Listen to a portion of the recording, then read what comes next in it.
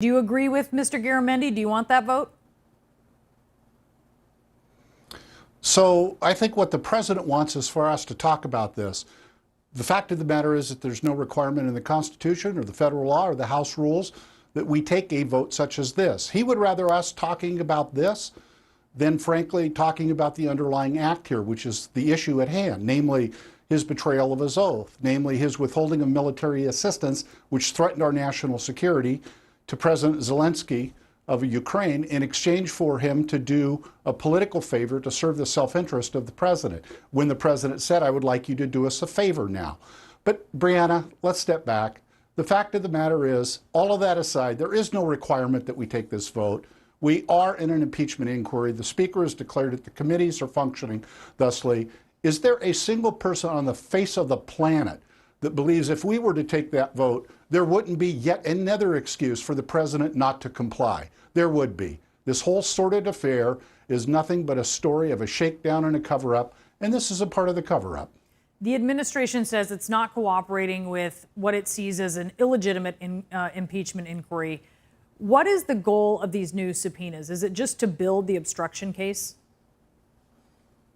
To get to the truth, no, the obstruction is the withholding.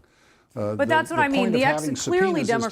Clearly Democrats know they're not going to comply with subpoenas. So they're expecting this even as they roll out more. It would be incredibly surprising if the administration complied with this. That said, Democrats are continuing to do that. So is this at least knowing that this is something that speaks to alleged obstruction? Well, refusal to comply with the subpoena, it seems to me, establishes a couple things. In and of itself, it is obstruction. And as a matter of fact, as has been pointed out so many times, I believe it was the third article of impeachment against President Nixon was as a result of his failure to comply with a subpoenaed request for documents.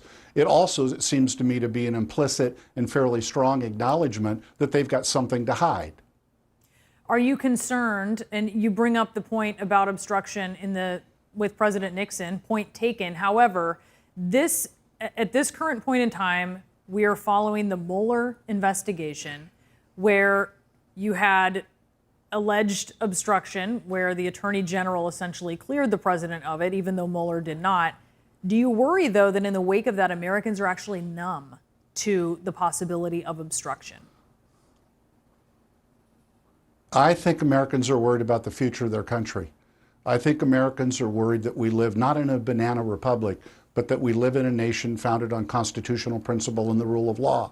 I think Americans are increasingly concerned about our position on the international stage and how many years it's going to take us to dig us out of the hole for acts such as over the weekend when the president unlocked and opened the door for Turkey to invade Syria and to take on our longest allies in the fight against ISIS in that region.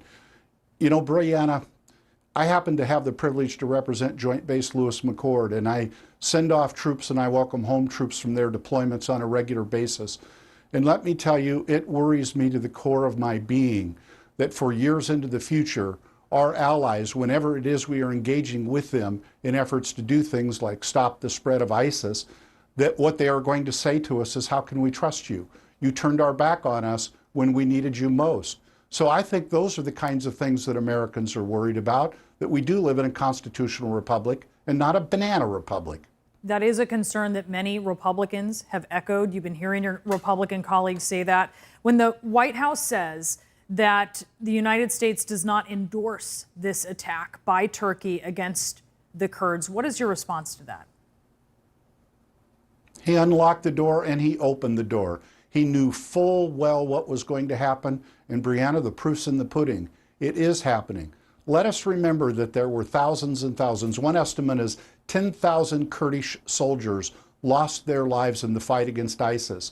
And indeed, Kurdish soldiers are now guarding approximately 10,000 ISIS soldiers. That's what's at stake here. If they are diverted to defend themselves and the civilians and other Kurds, and those ISIS soldiers escape, we know full well what they will be up to. The president said they're going to migrate to Europe. Well, they may do that, but they're also going to engage in the same kind of aggressive violence that they have been committed to over a period of time.